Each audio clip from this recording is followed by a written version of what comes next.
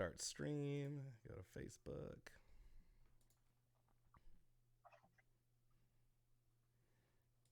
Hold.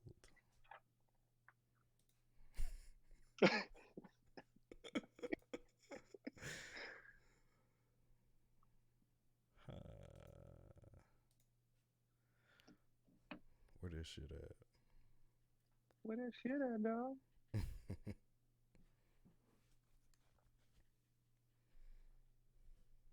There looks like it's going.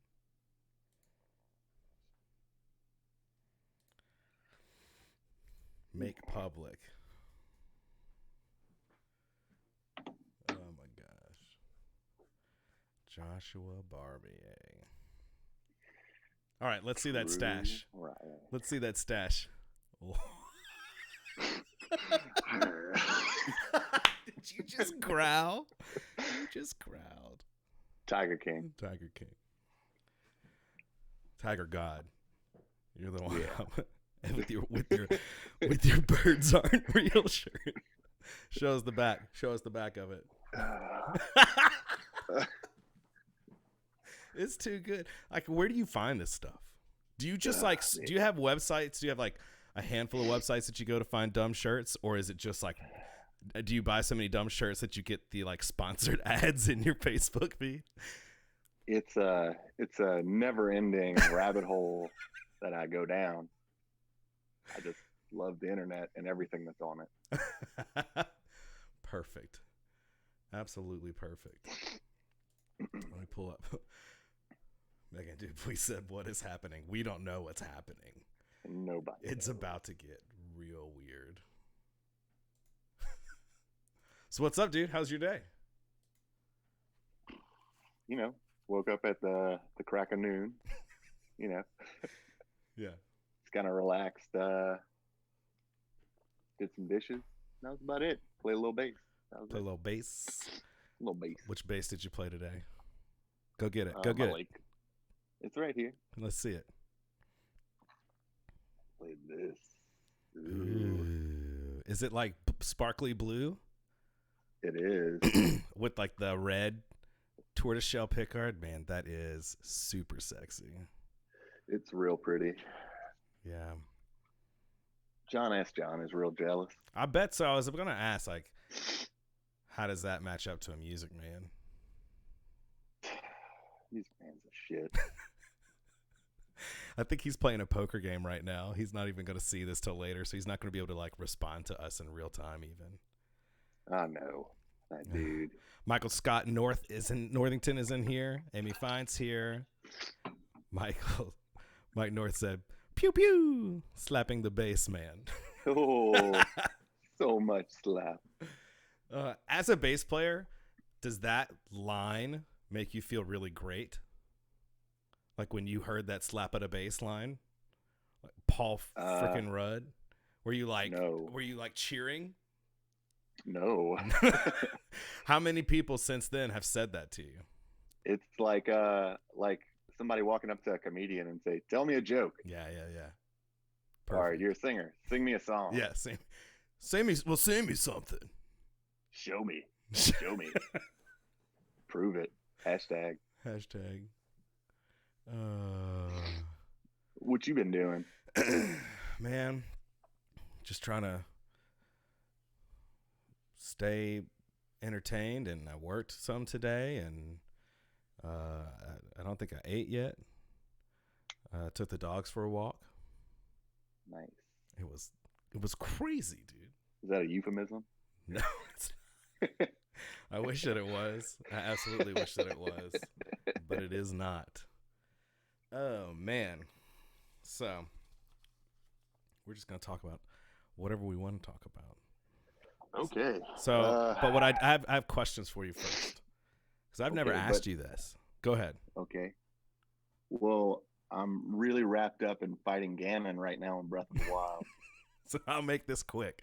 All right. That's really taken my life over. Yeah, but I mean, dude, you've got 30 days to knock that out. Are you still going to work? Yep. You're an essential. How does that make you feel? Moved up from middle class to essential. Nice.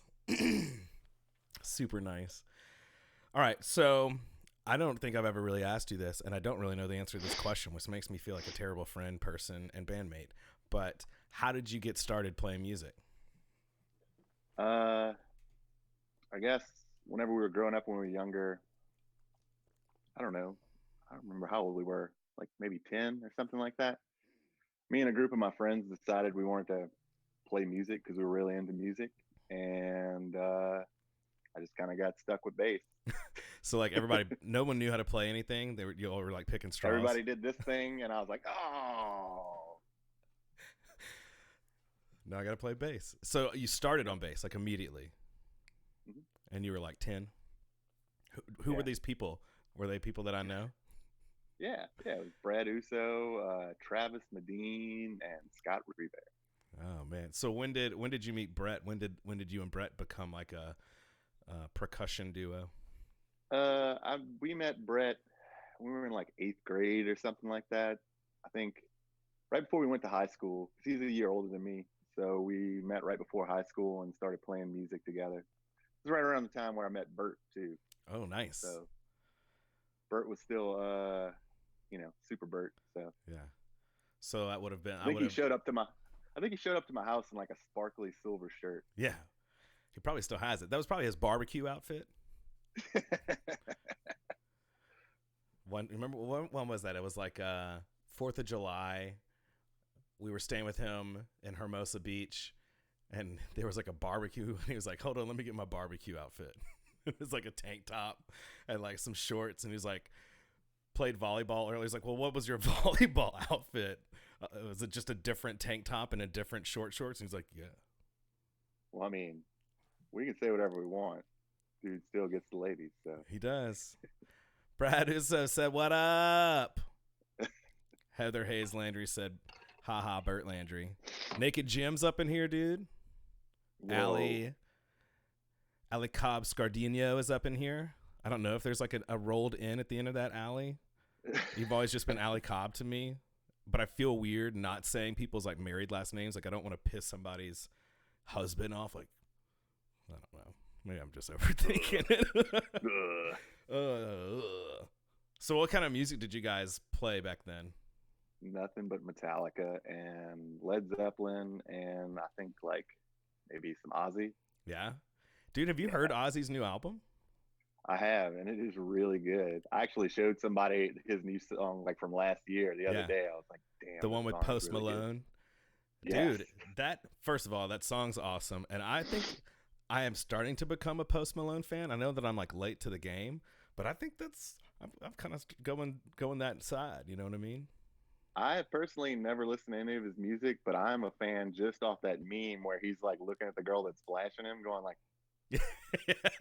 That's you. That's you. I he think I've looks like a seen you in Muppet. that exact scenario before. He looks like a Muppet, a tattooed Muppet. Fair enough. Fair enough. But I mean, good on him. Yeah. I listened to there's this really cool podcast I've been listening to called Broken Record, and it's Rick Rubin's podcast, and he Oh yeah. interviewed Ozzy and Sharon like maybe a month ago or a couple weeks ago, and it was hilarious hearing them because like apparently Rick Rubin was the one who like was pushing Ozzy to do a Black Sabbath reunion for like forever, and he's like never gonna happen, never gonna happen. And he's like, well, if it does, I get to produce it. And then it happened. They did like that one like new record like 10, 12 years ago or whatever it was. And Ozzy was talking about in the songwriting process. You remember when we did like pre-production at Mate Studio and like Howard Benson would come in. He'd be like, all right, Yeah. play me what you got.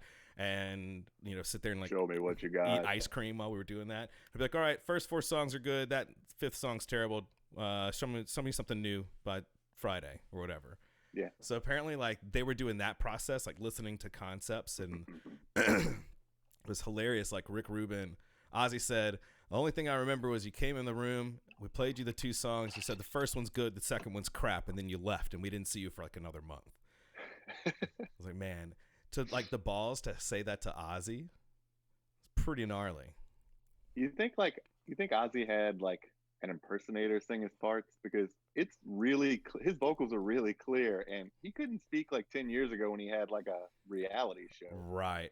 I wondered that too because I listened to it and I'm like, man, not only is he hitting these high notes which is like his kind of signature thing, right? But like the pronunciation of it. It's like, pronounced. Yeah, I don't know, man. I wouldn't be surprised. Or maybe there's just like that much technological magic in recording maybe there's a software. plugin on Pro Tools, Yeah. and you just like say anything, and it puts you out as Ozzy. As Ozzy. Yeah, we could write that. We're gonna write the next Ozzy record. Done. Let's see. Let me roll through these comments right quick. Holy crap. There's so many, dude. Tough day. Bert was 30. I was 9 probably when you guys were playing music. Brad said, I'm definitely overthinking it. Christine said, Christine Griffin is up in here. Danny Moore said, all of Ozzy rips forever. Get a life. He sang the fucking parts. Brad said. Waves makes D Ozzy 5 plug-in, Naked Jim said. And then Casey Stag Beetle said BRB dudes. Finishing Mortal Kombat on flicks. Oh my god. So you were playing with Brett in high school and you guys were doing the band thing. And then how did that progress? Like what was the next step in that? I don't know. We played for a while. Hey, Amber Guidros. Played for a little while, and like it was mainly like, weekends and stuff. We would just get together, basically like drink and play music, through high school or whatever. And then we did that for a while, and then kind of quit doing it for a while. And then I guess when I was around 18 or 19 or something, I started playing with another band from Lafayette. And then after that, I think that was right around the time after I met you, sometime when I was like 20 something ish years old. Mm-hmm. Yeah, what was the name of that band from Lafayette? Counterfeit. Oh, so I thought it was a band that I didn't know. So that was the band that you were in, that you and Brett were both in right before we started Meriwether. Yeah, I started. I think every band I've ever been in, I played and then made Brett play drums for it. Yeah. So yeah, because when we started, it was just you and me. And I remember we met. We were playing. Didn't we play like a couple of times with Rhett? For a little while? Yeah. We'd known each other because we were playing the Catery a bunch with Soul House, and you were also playing the Catery a bunch with Counterfeit. And there was like a night where we were partying late night, and we went up into the practice rooms, and we were in the move and wait practice room, and there was just like 12 dudes in there just jamming, and they were like, just pick something up and go, and we did, and like one by one, like people would kind of filter in and out, and then it ended, I think at some point with you, me, and Rhett, and I don't really remember a whole lot after that for obvious reasons, but I remember you and me saying like, hey, like, because I was looking for something new to do, and you were looking for something original project wise to do, and it was like, hey, let's like write some music together. And I had that room in the back hall, and you and me were, I mean, it was tiny. I mean, it was like one of the smaller rooms, right? And we were just I remember that little tiny room jamming, and I think y'all had it, and then you were sharing it with what's his name from your old Soul House bass player? Yeah, and, Michael Russo. Yeah, a couple of those guys. There was like two or three bands in that room. That's how that worked. That's how like it was like, man, $500 a month? No way, dudes. We got to split that with at least 9 bands. Yeah, God, I will. You know what? Fuck those stairs. Yeah.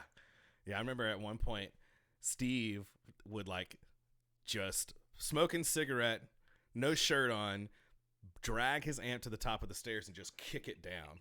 And then just like slow walk down. I mean, just the biggest rock star you've ever met. Josie said, "Sup, nerds?" Josie. Alex Shake Snyder's in the house, and the drummer. So yeah, I remember that the Mars Volta, that record, D-Louse and the Comatorium, had just come out, I think. And we wanted everything to sound like that. Dude, let's just like, this is amazing. We gotta listen 30-minute songs. 30-minute songs. And when we first started, we were writing just like ridiculously long songs, right? 7 minute long songs. That was why Via the Rose and Battle of Lights are 2 songs. We just wrote that as one. It was 20 minutes long. Right, exactly. It was one song. We were just like, we gotta cut that in half. Aaron McKinney said, "Fuck those stairs." He knows what's up. What's up, McKinney? Blake Bro. I asked Blake Bro in his stream earlier to play Korn. And so he just started playing Korn like on the radio. It was perfect. Man, so, but I remember like, yeah, we had Rhett Lamy come in and play drums with us for the first couple of times, and he was, like doing his own thing. Well, Rhett's always awesome in drums. Oh I yeah, mean, I mean, he was always badass. And then I think he wanted to like structure the song, and I think we were like, no, we're going for this like really long yeah. thing, so like let's not do that. And then we were trying to figure out who to get, and then I was like, oh well, I got this guy. Yeah, but see, I didn't even You know. know, I didn't even know that was an option. Like in the back of my mind, it was like he's worried that these other guys are going to be upset with him for like playing in a different band, so he's definitely not going to ask any of those dudes.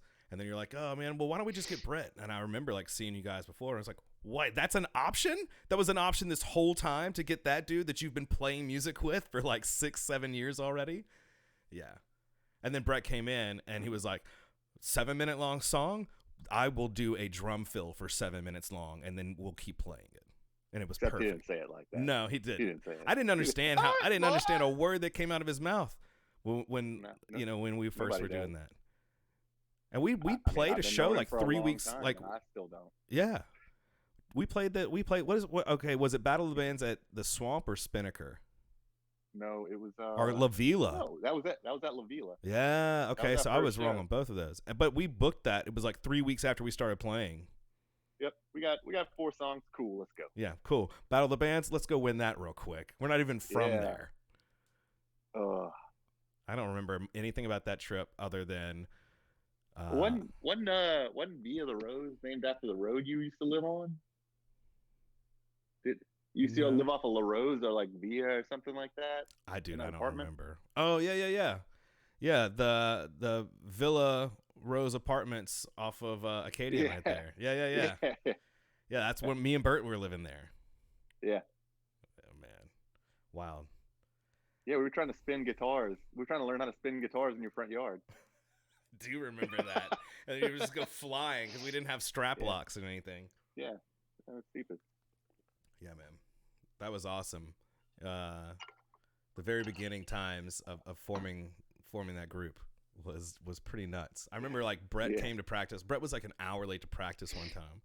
And we were like, dude, what's up? Like, you didn't answer your phone, nothing. He was like, well, I didn't have anything to eat, so I got my BB gun and I went and shot a squirrel in the parking lot of my apartment, and then I found some change under my couch cushions and went and got a bell pepper and an onion, so I had even know what he cook something to eat. I don't even know what he was doing, man. I don't remember what he was doing, man. He lived in that apartment down there off like by where off of East Boyd. Yeah, East Boyd. Man, that was so long ago. Yeah. So long ago. Okay, so that's how we started Meriwether together. And look where we are now. Oh man, don't forget about whenever we got drunk and did vocal renditions of our songs to everybody. We were just like, hey guys, we wrote this cool song. You want to hear? And they were like, yeah, you got it recorded. We're like, no, we're gonna do it a cappella for you. Yeah. Oh man, terrible. I don't remember. I don't remember a whole lot, to be honest with Nobody you. should. No, Everybody should forget that. Naked Jim said, man, that first show at the Catery was so bad. I don't even remember it. I mean, what was the first show that I thought the first show we played was the La Vila thing. No, I think he was talking about when I was in the other band. It was the other band. Which one are you talking about, Naked Jim? I think he's talking about Counterfeit. Yeah. So I want to ask you, I said Renaissance. No. I want to ask you, like, who are your influences as a bass player or as a musician? I know you said you played a lot of Metallica in high school. Yeah, I like all that stuff. I don't know. I like a lot of different music for a lot of different reasons, I guess. I mean, I like obviously like Metallica and stuff like that. I like heavy stuff that, like Kill Switch Engage and stuff like that for different reasons. But I also listen to like Motown stuff because it's cool too. I really like Stevie Wonder. I really like Prince. I mean, Sly and the Family Stone. I mean, all that stuff. I mean, it's real awesome just different stuff to listen to. Right on. John S. John's in here finally saying ahem. Oh man, John, I named this after you. This is my John. I need to like stop what I'm doing right now and go. And you've seen me with just a mustache. It is the worst mustache of all time. I would do that just to name this like John's son. What do you think? Oh man, I think you should. I look like I look straight up with this dad hat like I am from the Tiger King, dude. I just need. Well, you gotta leave the handles. Yeah, you gotta leave the handles. Yeah. Hold on. We could bleach your hair, dude. Oh God, you look so good. We're gonna do this. I also thought about this year. If this all like if the quarantine ends by Halloween, we haven't done a zombie prom in forever. This year we should, if this is all cleared up. But everybody has to come dressed as Joe Exotic. Done. Everyone. Just everyone is Joe Exotic. Yes, everyone. It's not zombie prom. It's Joe Exotic prom. Right? Man, I don't know. I mean, we can't dress Brett up as a tiger or something. Yes. Yes, absolutely. He'll probably do his own face paint and everything. We'll just put him in some shorts and put some whiskers on his face, and that's it. Squatch said this is a shit stream. Cashin said, remember coming to a show at the Catery and that I was so sick I was on vocal rest up to the second of the show. I probably wasn't. I was probably lying. I don't know. I did get sick a whole bunch on tour. But, so let's talk about touring. Okay. All right? What was your, people were asking me this last night. What was your favorite place, like venue that we ever played? I mean, other than like at home, right? Mm-hmm. I mean, it would have to be in Texas with the boys. I mean, Fitzgerald's. We had like, I mean, we always had like, what was it? We had like probably like 3 or 4 places across the country where we knew a bunch of people, where we just like always had fun. Like we'd always have fun in LA. We'd always have fun in Texas. We'd always have fun in like when we play with the who is it? Jealousy Curve. Yeah, I'm from Philadelphia. Yeah, we'd always have fun with those guys. Like we always have fun. What a good band, dude. Shreveport, when we played with like American Tragedy and all those guys. It was always fun whenever we knew everybody and everybody could just have fun instead of band drama. Yeah, nonsense. Working. Oh no, my drum sets are going on the rise. Yeah. What about the House of Rock and Roll in El Paso, Texas? Place is terrible. That's the Tiger King of venues. I remember like first time playing there, we had no idea where we were, and the kids at the shows were great though. The shows were always pretty good. Like we did well in El Paso. No, what was that guy? We used to always have that one guy that would always show up. He always took us around. He took us bowling one time. I can't remember his name, dude. We always had a good time with him. I was talking about it last night. Like I think Stuff asked like what was my biggest regret. Like what was the thing that I would tell myself that I know now to myself before touring, and it was like, man, I think like keeping up with the relationships with the people that we met, because we met so many cool people, but I did like piss poor job of like keeping up with people. You know what I mean? Yeah, no, for sure. I mean, we only kept up with the people that we saw, most often. And yeah. I remember we had fun. We had fun. I mean, it was always fun. And I mean, obviously, John S. John and Morningside Drive and all those guys. That was our first like real tour with those guys, and we I don't know if that was their first tour or not, but I know it was ours. But we had a blast on that. Kayla said Jealousy Curve. Kayla also found the song that I was talking to Brent, which will be referenced later on in some questions that I have, as far as like it was what's like a band that always puts you in a good mood, and I was talking about a couple different ones, or a song that always puts you in a good mood, and there was this one song and I couldn't remember it. I couldn't remember who it was, and Kayla told me who it was, and I'm going to play it later on, but we'll get there. She said Jealousy Curve, exclamation point, heart, heart, heart. And then band's awesome. Michael North said, where's Rodney Riche? Yeah. So, okay. So who is your favorite band to tour with? I mean, it was always Morningside. I mean, we always had fun with those guys, or the finalists. We always had fun with those guys. I mean, Mm-hmm. same town, all same group of guys. Yeah. I mean, we still see them. Tyler Reed was always fun. Oh man, American Tyler was Tragedy always was always fun. yeah. Okay, what about like non like regional? What about like the big bands that we played with? Who was your favorite one?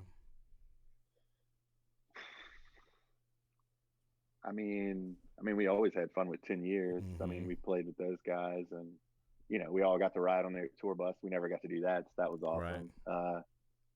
Remember that time I dressed up as Lewis and played as Lewis on their I forgot until just now. yeah, Naked Jim said that was like, Carlotta. You remember Carlotta? oh yeah, I Carlotta still was have their stuff great. on my iTunes. Yeah, me and Stag Beetle were talking about Carlotta a couple months back. Man, that kid, Yeah, what that was was in Clay? He had a killer voice. yeah, that was when we were going. We played a lot of shows in New York Mm-hmm. that year, I think. Yeah. Didn't we play like a House of Blues in New York or something? So we played some bigger venue in New York. I don't remember. CBGBs. Well, I mean, besides that, we played like a size wise big venue, not like Yeah. CBGB's, which is small and everything. So I think, speaking of CBGBs, that story, that night, that one night at CBGB's, that story is too good and too long and insane for us to do like this. I think that we should get Bert, we should get Brett, we should get Steve if we can, we should get Matt Vincent if we can, and we should. We're gonna make a documentary. We should make a documentary, because apparently Netflix will make a documentary out of anything, and if it's crazy enough, it'll explode. But B, do exactly what we're doing now, where we can get everybody in, and I want us to relive that night and tell the story from beginning to end. You down? Okay. Yeah, I'm fine. I mean, yeah, I think I was the only one that was left in the bar. I think you I were. was the only one that. Of course, the bass player has to load the trailer because nobody can get into the goddamn venue. Well, I was pretty bad about, like, I wasn't terrible about loading gear, but I was terrible about driving. I hated driving, dude. I know. Oh, I dropped my phone. Guys, somebody's gonna have to drive. I don't know, man. It still to this day, like, driving long distances puts me to sleep. But you guys, like, were. I remember you and Brett, like, parallel parking a van and trailer in Manhattan, no problem. Well, for one, we don't like feeling like we're gonna die when you guys drive. Right. I think Steve drives at least 10 miles an hour under the speed limit, so that was annoying as shit. We want to get there, and we want to be safe, so me and Brett just kind of drove all the time. Yeah. And then when it came to backing up the trailer, I mean, that was like speaking Spanish to y'all. So it was like, but you guys, it's like you had been doing it your whole life. From White Castle. So. Oh, from White Castle. Jeez. Who's your favorite bass player?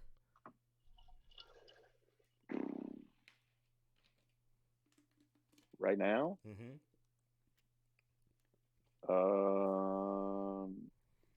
I'd say Joe Dart. Who's Joe Dart? See, I don't know who Joe Dart is. Oh, he plays for what is it? Wolfpack. Okay. Someone's been talking about that band. What's the deal with that band? Oh, nothing. I mean, they're just kind of like jazz, fusion, funk, whatever. Like they're just all really good musicians. It's nothing you'd ever hear on anything other than like KLSU, but Sure. Nice. Sure. It's interesting to listen to. Who's your least favorite bass player? That like a bass player that you think is overrated, maybe, is a better question. John. Yeah, fuck yeah. That's the right answer. John is way overrated. So overrated, man. So all he's got is like low B slides and like hops. He can jump this high off the ground. This high. I've seen it. It's almost like he's levitating, but it's this high. Oh man. So what would be advice that you would give yourself before touring that you know about it now? Practice more, drink less. Yeah. Yeah. Man. It's like we could do 5 nights of like just telling old tour stories, man. Yeah. But we're gonna keep it Oh no, relatively PG, I guess. yeah, no, I mean, all that stuff was fun. I mean, and we romanticize like all that stuff, but the majority of the time we were just like trying to sleep on a bench seat in a van with like 8 other dudes in there and like cold or hungry or something Yeah. like that. Yeah. Would you? I mean, would you change anything about it? Nah. No. I loved it. Yeah, me too, man. Me too. Just like figuring out how to feed 6 people with like $10 for a week, and then we would get like the Tony Sachery's like the spicy mayo. That was like, oh shit, dude, we had a great night last night in merch. We're gonna get the spicy mayo. Forgot. Yeah. Remember we had in the middle of our van, we had the ice chest with all the food in it. And then we had like at one point we had like Bert's laptop strapped to it, and we'd like watch like Star Wars. Shut up! This is the good part. Shut up. What was your favorite like van pastime activity? Oh man. Well, I mean, obviously sleeping. Yeah. But I was just thinking about. I was just like thinking about like the transition we went through with vans, not the vans itself, but like remember like the first time we got in it and all rode in it, we all smoked, I think except for Brett sometimes. Yeah. And then like we would all just like chain smoke in there, and then like it turned into like at the end of it was like nobody smoked. Nobody like, what's smoked. smell? Yeah. Remember that time I got pulled over like trying to find a Taco Bell? Yeah. And like the cop wanted to like search the van, and he just like opened the door, and there's just like beer cans and Jaeger bottles that just like poured out. He's like, did y'all drink that? We're like, no, we just kind of used it as a trash can. Yeah, it's just trash. Yeah, I do remember that. I was talking to T-Bird from Royal Teeth a couple days ago, and he was like driving through Arkansas, and I was like, oh man, like don't speed in Arkansas, because Josh did one time, and we got pulled over, and I think you didn't have a license, and I don't remember. The cop was like, I don't know, but the cop was like, oh, you know how fast you're going? Why are you going so fast? And you were like, I'm just trying to find a Taco Bell. Was that the time? Was that the time in Arkansas that you got arrested? No, because I didn't have a license because I had got a speeding ticket. All right, like got a bad speeding ticket, and they took away my license. Yeah. So I didn't have a driver's license, so I sped, and he was like, well, you didn't pay this fine, so we're going to bring you here until you pay it to get out or whatever. Yeah, and I remember I was telling Thomas that when we went there, it was like the cop was the only cop in that town. Oh, wait. No, all right. So Arkansas was when they brought me to the jail to make me pay the speeding ticket. Yeah. Iowa was the Taco Bell. Yeah. So, but in Arkansas, I remember when we went to the jail prison spot to like bail you out so we could play the show that night. It was like a cinder block building was like 2 rooms, like the jail cell and like the office, and there was just one cop. It was the same cop that like pulled us over and took you. He was like the only cop in the whole place, and he had. Do you remember what it was on the TV in there? Oh, wasn't it like a Ted Nugent or whatever? It was like his hunting show. It was his hunting show. So like we walk in and he's got it blasted, and it's going big game chicken. Like shredding solos and like just decimating fucking turkeys. Ted Nugent. Yeah, I'll never forget. I'll never forget Big Game Chicken, ever. Never forget. Never. Jeez, what's like the outside of like venue wise, because of like the bands that we played with there? What's your favorite like venue that we ever played? Oh man. Oh, it's Norfolk in West Virginia. Yeah, I always say the same answer. That one with the basketball court. Yeah, and they would like make you tacos and stuff like that. Yeah, man, it was like so the backstage was better than the front of house. Like it was like, what was the point? So good. Adam Childers said, "Drew, you should know who Joe Dirt is. They booked Madison Square Garden and sold it out without a label or a manager. That's pretty baller." And then John said, "Up yours," and Jocko is overrated. Who said that? Rodney? Yeah. Rodney Riche. Oh, Riche. What's she doing up in here, Rodney? Oh man. This isn't a podcast about mayo, Rodney. About mayo. Mayonnaise. So do you have like a favorite tour story outside of the CBGB's one? Uh, man, well, I remember whenever we were first leaving town for the Morningside tour, when we were playing the mind game, the push-up game, and we were like trying to get people doing push-ups in the middle of traffic in the interstate, stuff like that, Yeah. or like I just being remember ridiculous. that Street Fighter tournament. Street Fighter tournament. So explain the mind game to everybody. All right, so if I ask Drew whose water bottle that is, and he says that water bottle's mine, he has to do 10 push-ups. And we played that game for a couple months, and I'm terrible at it. It got serious. And yeah, but we would do it, and like you want to catch people when they're not thinking about it, like when they're rushing off stage, wrapping up cables. Yeah, whose cable is this? And then you make them, and then everything stops while they're trying to rush you off stage. You're like, nope, I want my 10 push-ups right now on the stage. Right then and there. Yeah. I remember. I think John got me. I went to Nashville with John. Ask John like a couple months ago. I think he got you in Nashville. There. My cousin Jay still tries to get me all the time, man. Yeah. I got him at the Chimes one time. But so that one tour with Morningside Drive with the mind game specifically, I remember it was like 2-3 o'clock in the morning, maybe even later, and we were driving from one venue like to another one, but it was in a different state or something. And you were driving, and I was in the passenger seat. And we were following the Morningside guys. And for that tour, if you remember, we had walkie-talkies. And Micah came on the walkie-talkie and asked you, hey, man, we're trying to figure this out. What's that game on the computer? Not the solitaire one, but the one with like the little black dots and the numbers and whatever. And you like in your just tired oblivion, just driving at 3-4 o'clock in the morning, you were like, I got this. It's Minesweeper. And you just see their van start to pull over on the side of the road. Do you remember that? Oh yeah, I remember that. So good. That. John said, which game? Yeah, of course he did. Of course he did. The one that Thank belongs God I to can't me. read, John. Yeah, I know. I've got the comments pulled up on the computer here, but so yeah, that's man. We could talk about crazy stuff all night. Who's your favorite front man of all time? I mean, it would have to be like, I don't know, Anthony Kiedis or like, I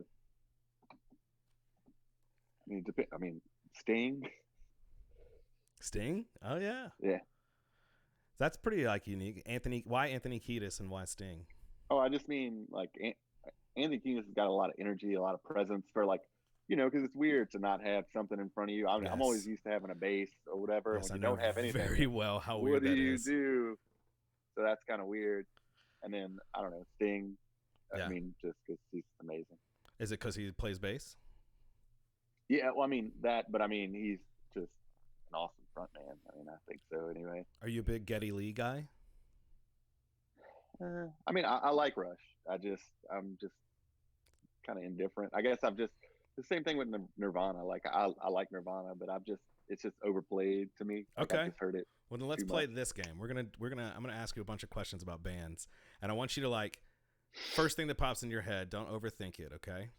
Okay. So speaking of which, name a band that you hate.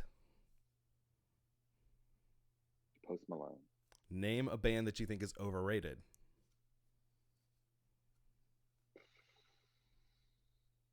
Nirvana.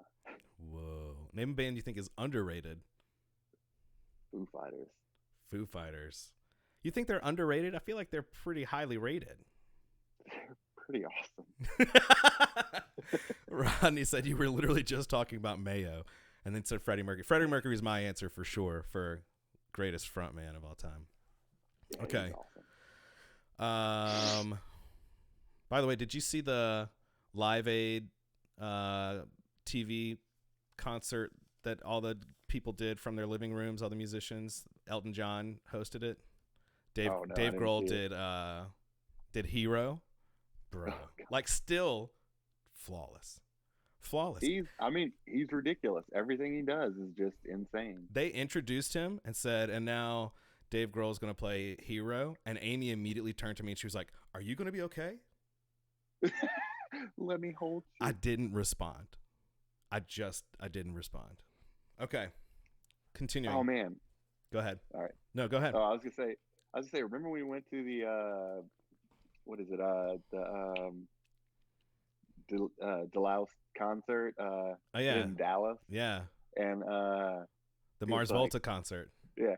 Yeah, he was like, anybody drinking right now is stupid. Mm-hmm. We're here doing a performance, and we're like, let's go get another beer. Yeah, they said, well, it's because the whole crowd was like talking during Saul Williams doing the spoken word like as an opening set, and they were just like pissed that like all the Dallas scene kids were being so loud. And then they got on stage, they said they were fussing at everybody, and they said, "We're a thinking band, not a drinking band." And then they didn't play the first 2 songs on that album, which was a total bummer. Yeah, they didn't play the I guess the one song they were popular for. Right. Whatever. The whole CD was good. The whole CD was good. Like, do you ever go back and listen to that and fall into like a Mars Volta trap? Oh yeah, all the time. Yeah. I mean, I love that intro. Gets me every time. The intro of that CD is just so ridiculous. It makes you want to punch something. You know what I mean? Punch something. What about Punch People? What do you think about? I've been talking a lot about Punch People, man. Those guys good. Those guys are always awesome. Rock and all of them. Oh. So good, dude. So freaking good. Are you a Flea guy? Yeah. Yeah? Okay. Name a band that you love. Stevie Wonder. Name a band that you could listen to over and over. Like, this is the last. You get to bring one CD. Beatles. Beatles? The Beatles, yeah. Any specific album? I don't know. I have Spotify. I don't know what album. I guess the one with Help. Yeah, same. Name a band that made you fall in love with music. Metallica.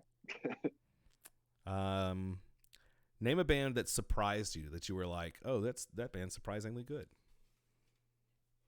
I didn't want to like the Beatles. My mom really likes the Beatles, and I really didn't want to like them. But I guess after I kind of got out of just like closed-minded, like I only liked Metallica and metal, and started listening to them, I was like, "Oh, damn it! I really like all this stuff." You get it now, right? Yeah. How old were you when that happened, you think? Or Johnny Cash did the same thing. I really didn't want to like Johnny Cash, but I just can't get enough of it. Yeah. I was the same way. I used to talk shit about the Beatles all the time. It was like, man, I don't understand why everybody likes the Beatles. No, I remember. I'm going to tell an embarrassing story about you and the Beatles. Perfect. I remember you being at me and Skip's house, and we were watching TV, and a Target commercial came on with Help. And you were like, "Who wasted such a good song on a stupid Target commercial?" And we were like, "Are you kidding us? That's the Beatles, Drew." You're like, "I didn't know." I didn't grow up listening to a lot of Beatles. My mom likes the Beatles, but we grew up listening to like Motown and then Aerosmith and Queen. Oh, Aerosmith's so good too. Yeah. I love Queen too. Yeah, I love all that.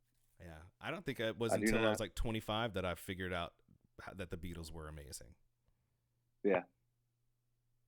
Yeah. I think it just took for everybody to stop like hyping it up for me to actually pay attention and listen to it. Because whenever a bunch of people say something's awesome, I don't want to listen to it. Right. You don't want to conform. Colby Cormier said, "Do you like Les Claypool?" No. I just don't really get it. It's not really my thing. Yeah. I mean, he's really good, and he's super famous and all that stuff. I just don't really get it. So there you go. Name a band that changed your life.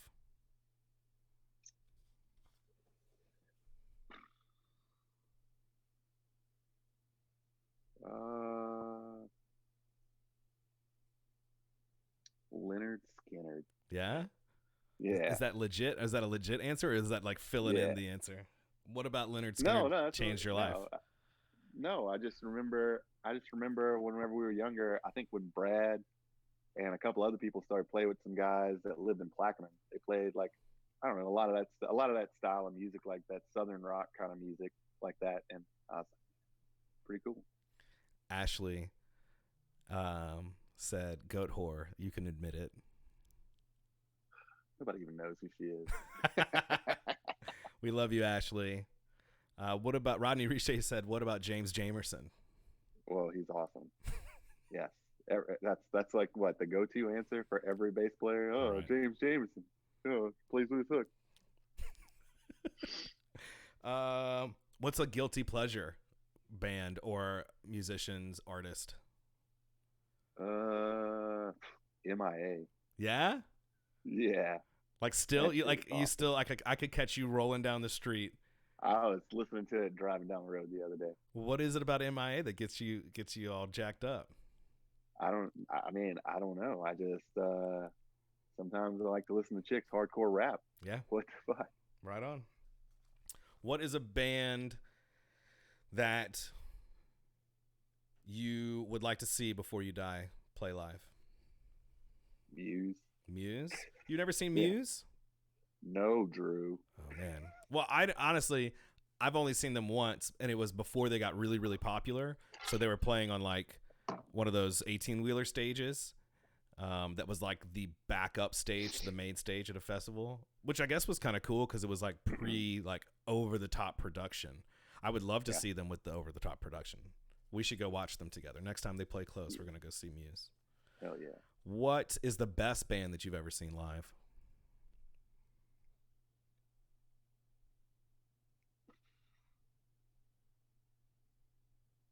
The best. Um, I mean, Punch People is pretty much the best. Punch People?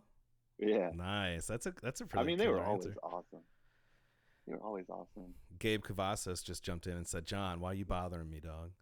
My dad said, "I figured out the Beatles at the Love Show by the Cirque du Soleil show in Vegas when Bob turned 21." That's true. Oh, that's my baby. My baby Gabe's up here. Yeah, baby Gabe. And then Stag Beetle came back and said, "Zup."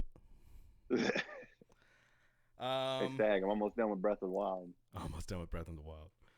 Punch People, brought dude. Gabe knows what's up, man. Insane. I remember like Brock would bleed on the guitar every time.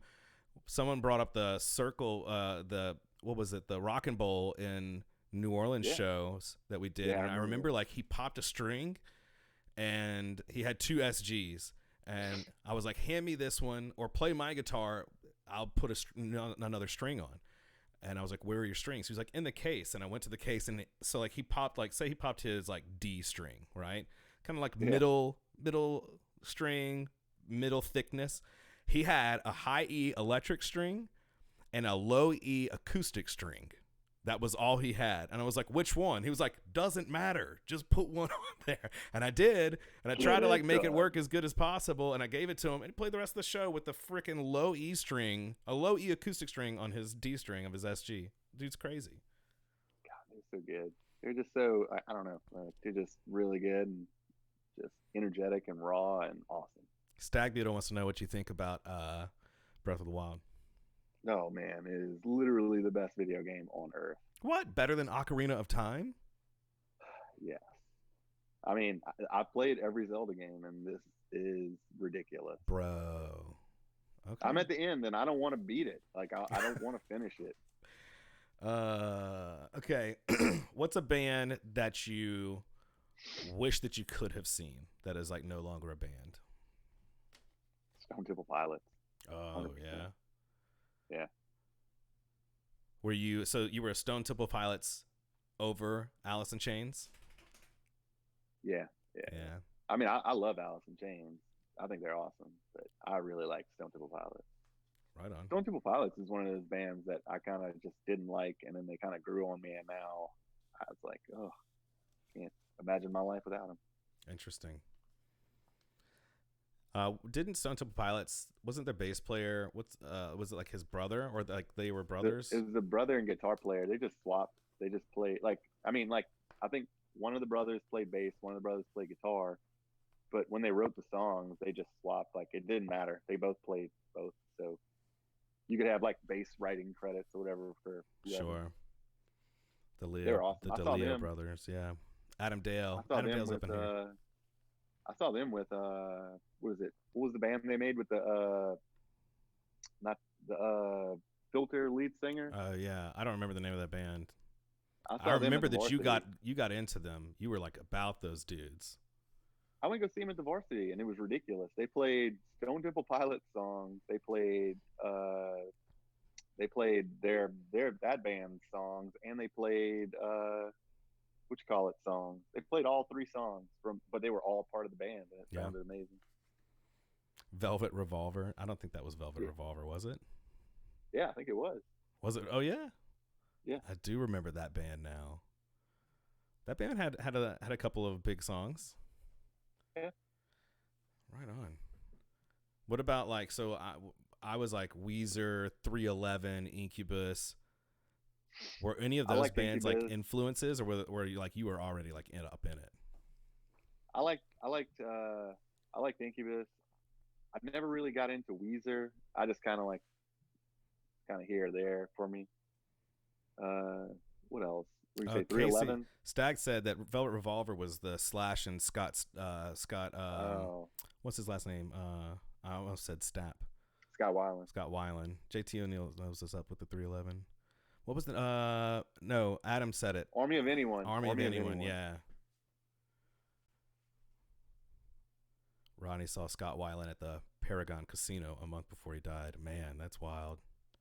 It's wild. We speaking of like really great frontmen who passed away, we got to open for Chris Cornell at a Oh NASCAR yeah, race. at a NASCAR race. That's a good story there. We played like 4 shows in 3 days or 3 shows in 2 days at that thing. Yeah, That was that wild. was weird. That's probably one of my favorite, like if I had like a top 5 favorite gigs that we I played. just don't.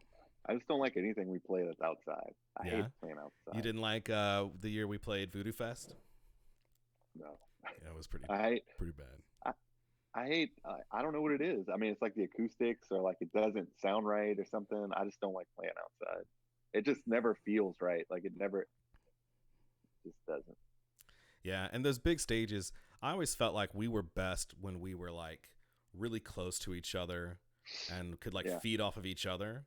You know what I mean? yeah, So like when we yeah. were doing like main or not main support, but like we were the first of 4 bands and stuff like that. So we'd have to set all of our stuff up in front of 3 bands stuff, and so on a stage, like even the varsity sides, you end up having like 3 feet of like front space and like 5 feet this way. Yeah. I didn't mind it, to be honest with you. No, I mean, even when we played like the River Center, it sounded awesome there, and we didn't, it was a huge place. It's just, I don't know, something about being outside. I don't know. Yeah. JT said because on stage you don't have the low end bouncing back outdoors. Adam Dale said small stage, big energy, baby. Yeah, I loved it. I remember playing in Philadelphia. We were staying with the Jealousy Curve guys, and we played that show. It was a tiny stage, and I cracked Steve's forehead open, man. Yeah, It was wild. I mean, but the smaller stages are always better though. It's always more fun. Yeah. How do you think that? Um, It's always more fun when everybody's all packed together. right. Yeah, I mean, you put 100 Remember we people.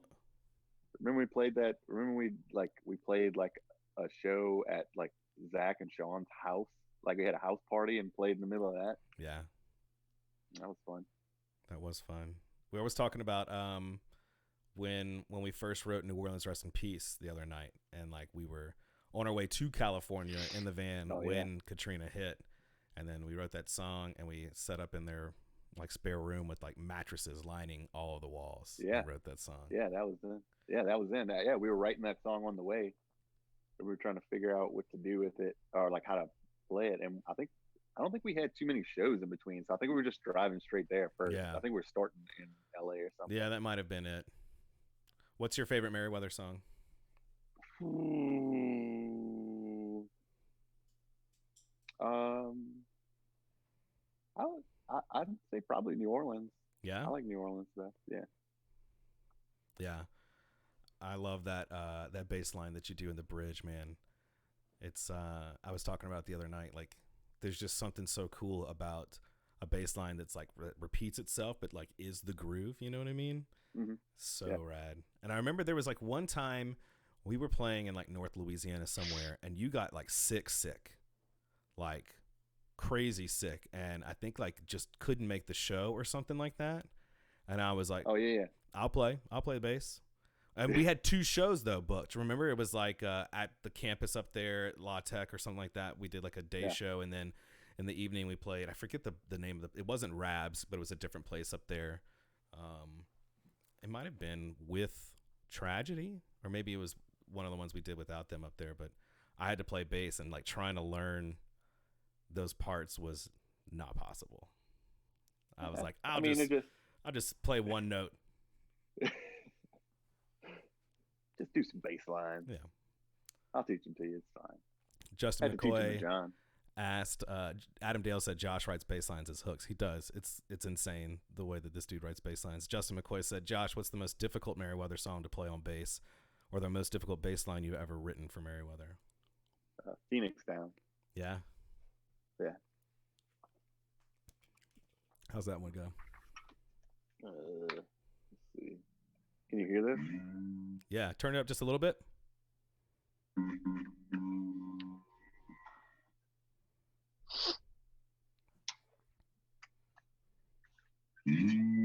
Perfect. You hear that? Yeah.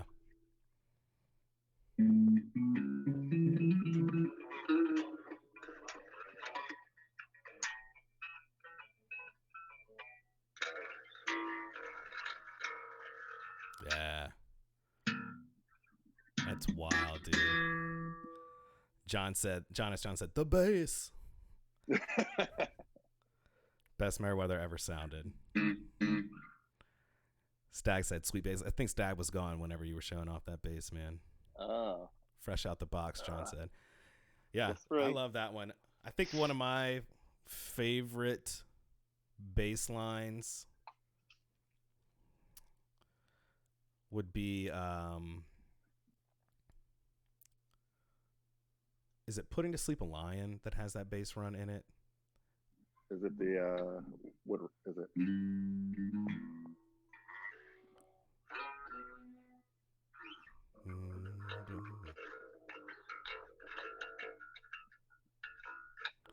I might be thinking of the wrong one. Yeah, that's it. What's that from?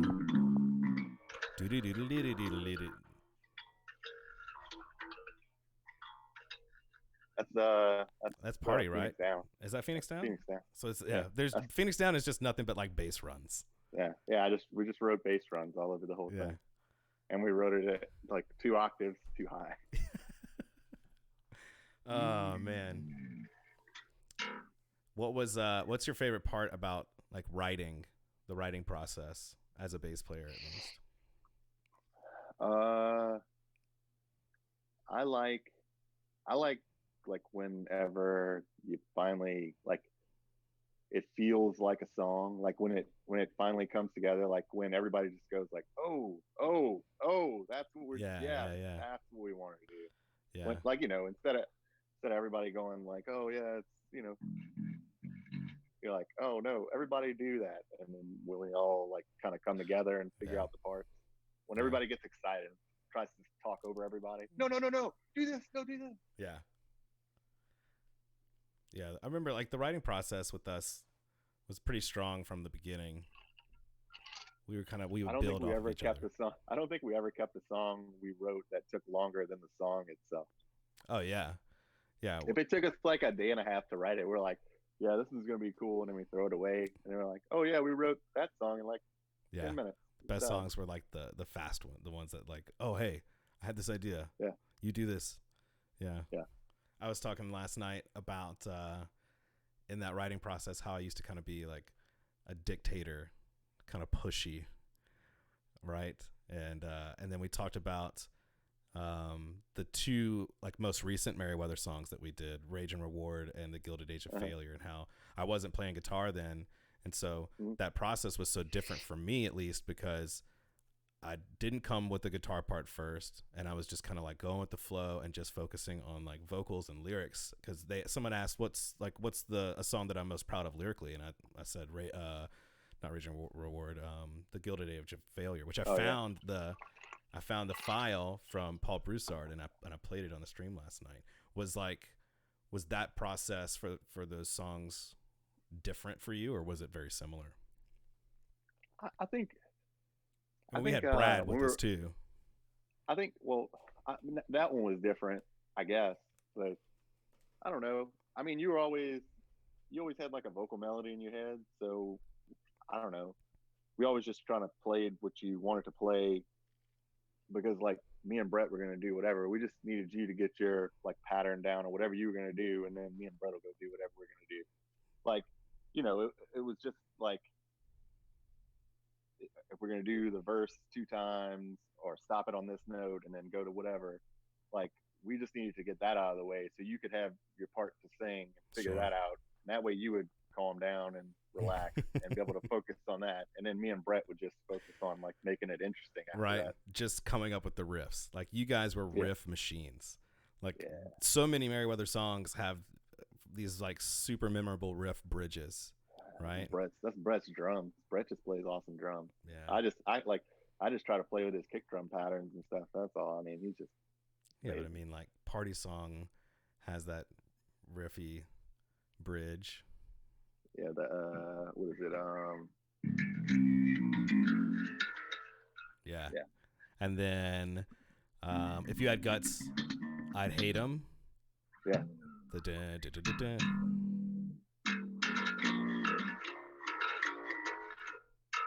I think you wrote that though. That song specifically, I wrote that song in my head on the way, like in the car between my house and the practice studio. And then I went upstairs and I wrote it. Like, I played it one time and recorded it on the phone, and then like went in the room. I was like, all right, guys, play this, this, and this. That was one of those songs that was like literally written in a minute and a half. You know what I mean? I think like, what was some of the other stuff you wrote that I didn't write? I think you wrote most of what was it, Annexation.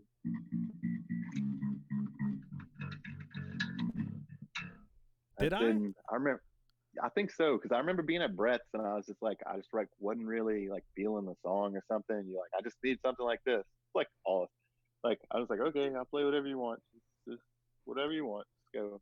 I think that was like Can't Get Over You. Oh, okay. Yeah. Play that? Okay. Yeah. I'll write a poppy bass song. Right. Justin McCoy was saying that one of his favorite bass lines was the one from Annexation. And then John said Brett is so cold on the drums. Sam Anderson is an incredible drummer as well. Two totally different styles. JT said the sound guy's awesome. Yeah, Dave Guidry was our sound guy. He's amazing. The Gidge has been up in here, man. He's been talking about it. Shit. Talking about them Reese's and all the Turins. I think Skip might be in here. I don't know. John said, hey, Skip. Casey, Stagbeetle said Can't Get Over You is still his favorite. Yeah? Yeah. Let's see.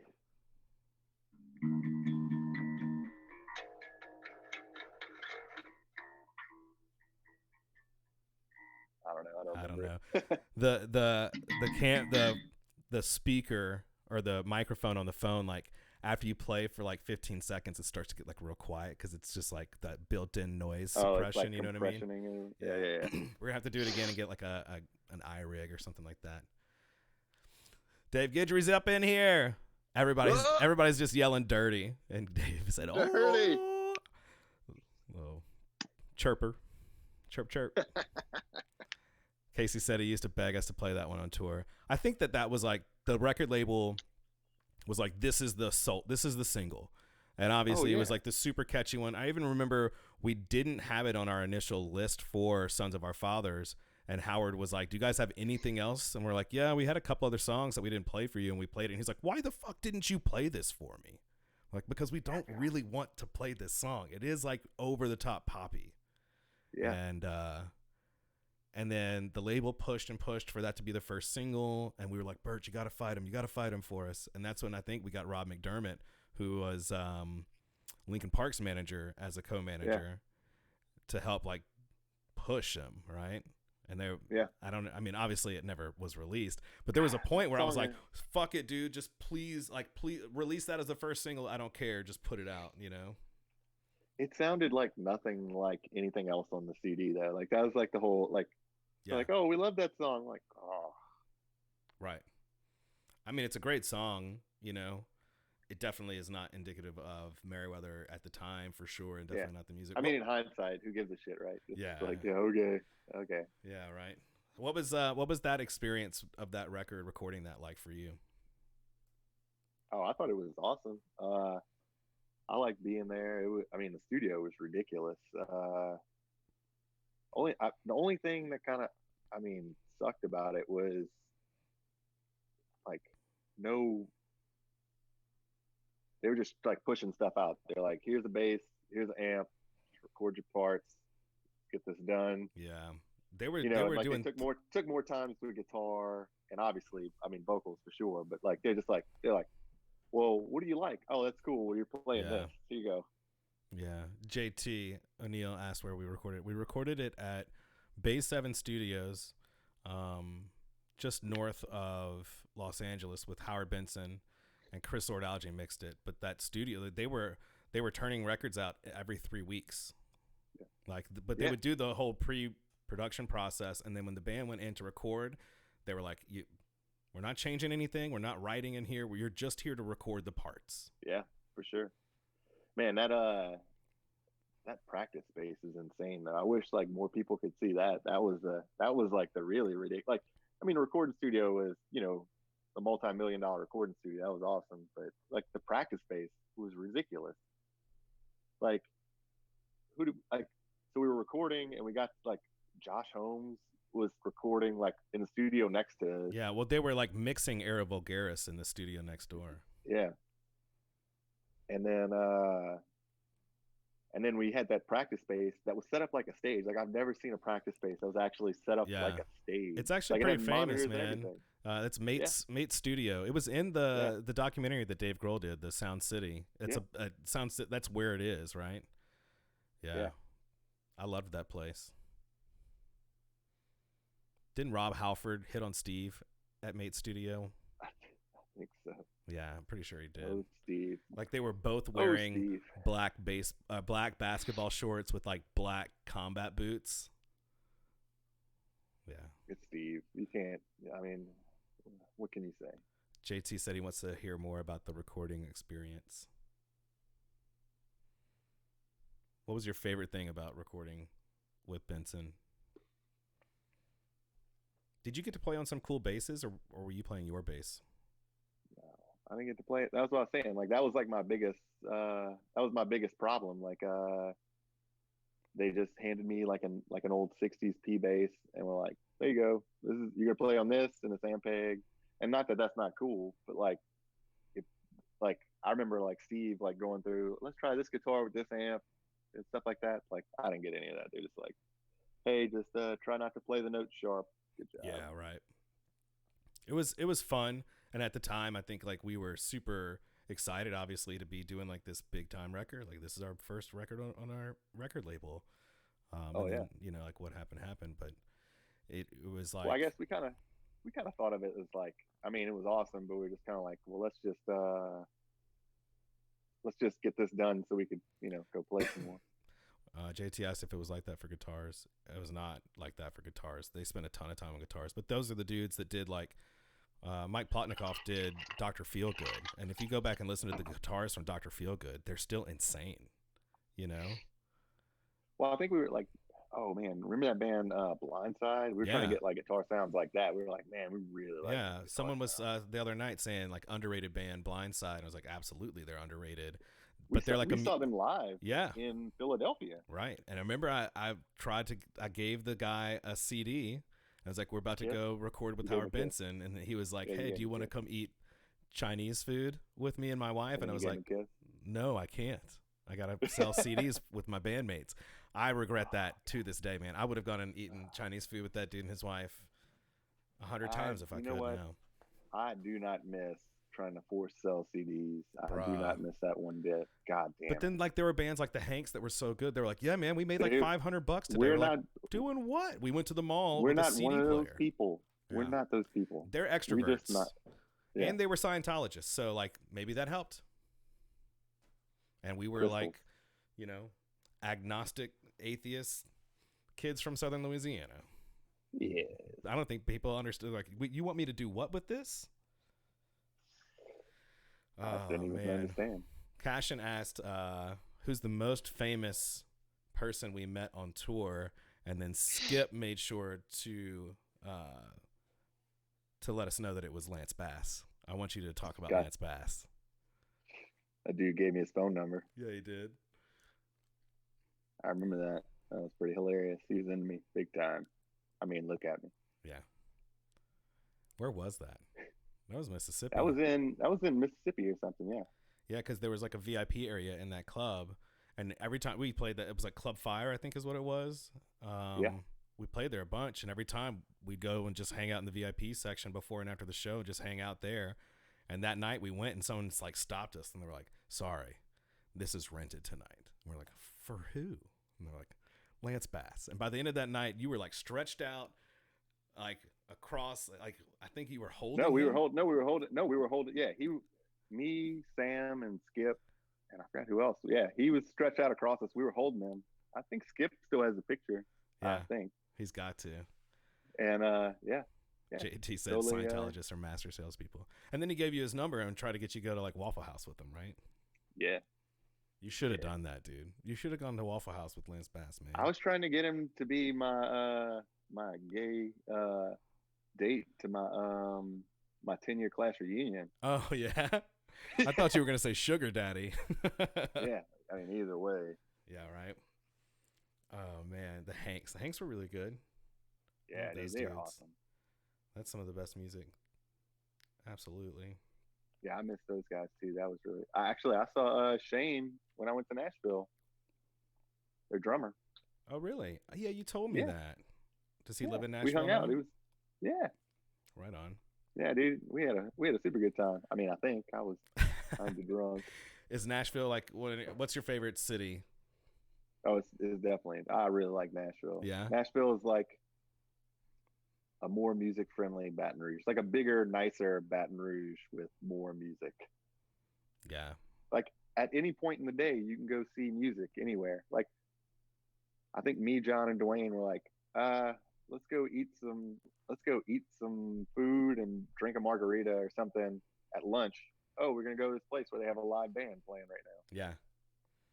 Yeah. I mean, it's music, big music. I mean, I think my favorite city is New Orleans, and that reason is one of the reasons why.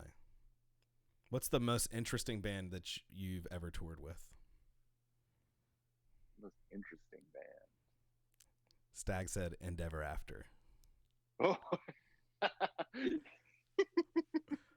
Yeah, those dudes are real interesting. I'm trying to think. Would be the most interesting. How would you classify interesting? I don't know. I think that could go like multiple ways, like the weirdest guys or like the best conversationist. Oh God. Wait. There it is. Look at you guys. That's the night that Lance Bass fell in love with Joshua Barbier. We were in love. His life has never been the same. You guys wouldn't have made it because he thinks that birds are real.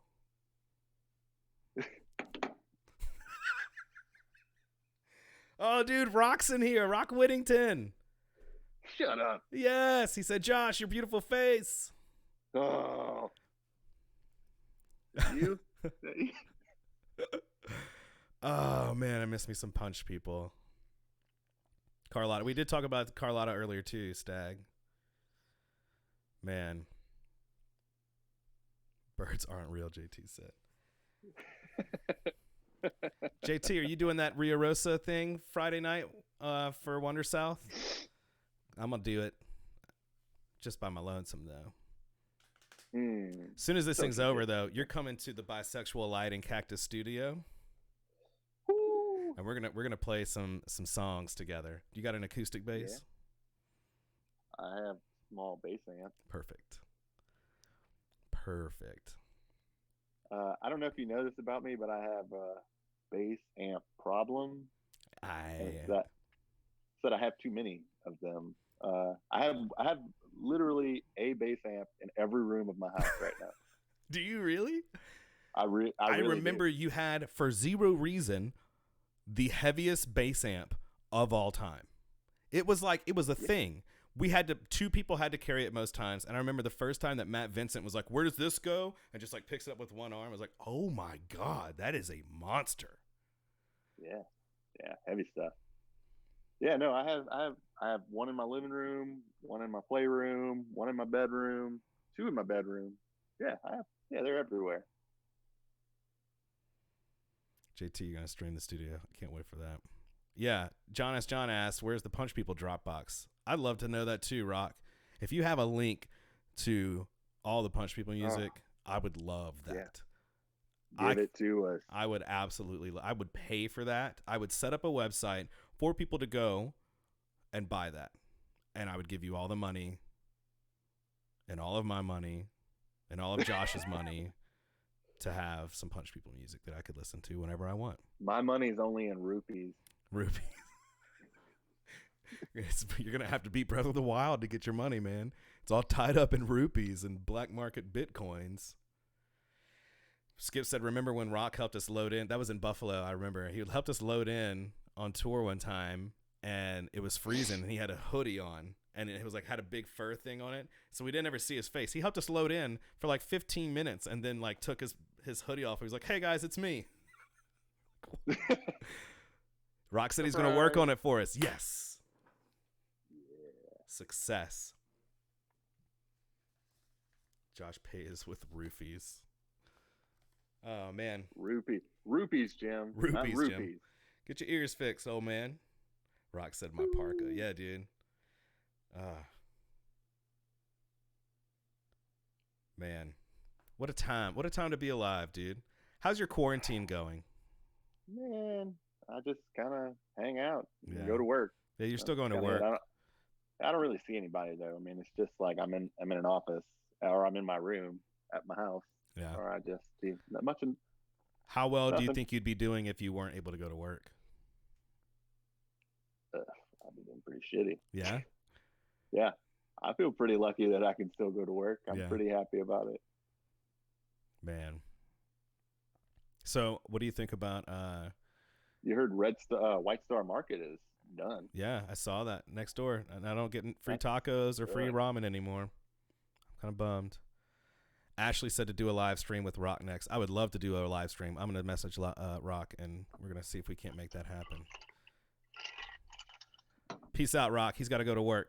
Love you, dude. Later, Rock. Oh, man. So that's kind of the end of my list of questions. And I think we've had a pretty solid little stream here, my dude. And I could talk to you for hours, and we could get into like crazy, crazy stuff. You know what I mean? Just looking into your eyes, I understand what you mean. It's my bisexual lighting. Did you know that this lighting is bisexual lighting? It's used. Is it? I see a little bit of pink over here, a little bit of blue over there. It's Amy's friend Catalina told me the other night that it's used in film to represent when a character is bisexual. Catalina wine mixer. Can't take you anywhere. Tell everybody what the tattoo on your right leg is. I don't know what you're talking about.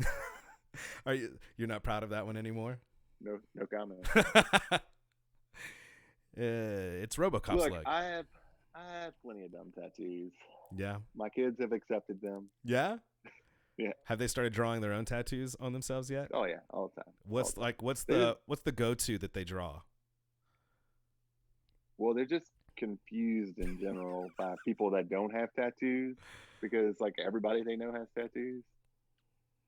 It's like they start like coloring in Sharpie real hard all over their arms. Yeah. They're like, I got tattoos, Daddy. Yeah. Like, oh, you shouldn't do that. Eiley and Ezra do a lot of like Mario Brothers. We have like a you know, like that game Memory with the cards, whatever. We have that, Yeah. but like for the Mario Brothers universe. So it's like every Yeah. character ever, and they'll just like take them and they'll draw those on each other. It's great. Man. Bailey Lauderdale asked if that's a mustache. You're gonna have to get close up for old Bailey Lauderdale right quick. Show her that sweet Siberian stinging caterpillar that you've got going on. Yes. Yes, indeed. Living the dream. Living the dream. So, if you had never played music, what would you be doing? I don't really know. I mean, I really like playing music. I mean, I still plan to play music all the time. I mean, I play music all the time. Me and my kids play music. We're learning music. Yeah, kids are learning. Yeah, yeah, They yeah. playing My bass? oldest son. Yeah, I have a kid's bass. I have a kid's guitar. I have kids drums. Nice. I have because all the daddy stuff is you can't touch daddy stuff. Yeah. Do you No, have it like daddy locked stuff up? No. I mean, it's there. It's just that they don't play with daddy stuff. Yeah.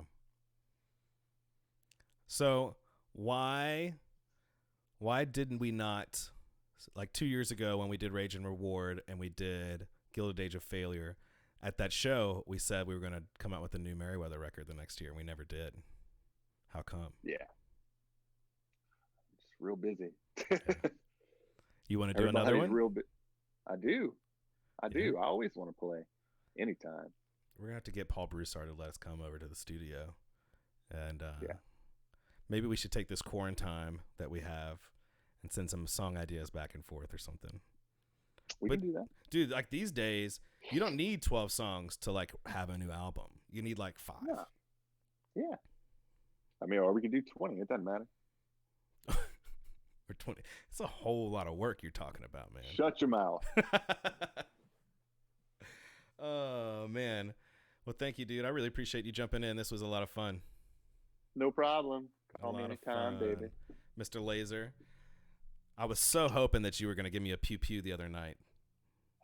Pew-pew. Do you hate that now? Is it like something that you just loathe? So oh, my God. Well, it's been, 20 years since I've gotten that nickname? Yeah. Yeah. It has Zach been. gave it to me. Did Zach give it to you? Yep. Man. At that Panama City show. At the Panama City show. Zach was always very good with nicknames. Yep. That bastard found one that stuck. Stuck too good. Stuck too good. It was great. For years, I had legitimate people that didn't know my real name. Right. Like people that like know me. Right. Didn't know my real name. Yeah. I did just say quarantine. Well, look, dude, I love you, man. I've been a better person my entire life since knowing you, and touring with you was like the best time of my entire life so far. So let's write some new music. Let's do it. Let's do it. All right, everybody. This is Joshua Barbier. Thanks for joining us. We really appreciate you. Peace. Later. Peace out. Be rabbit. Bye.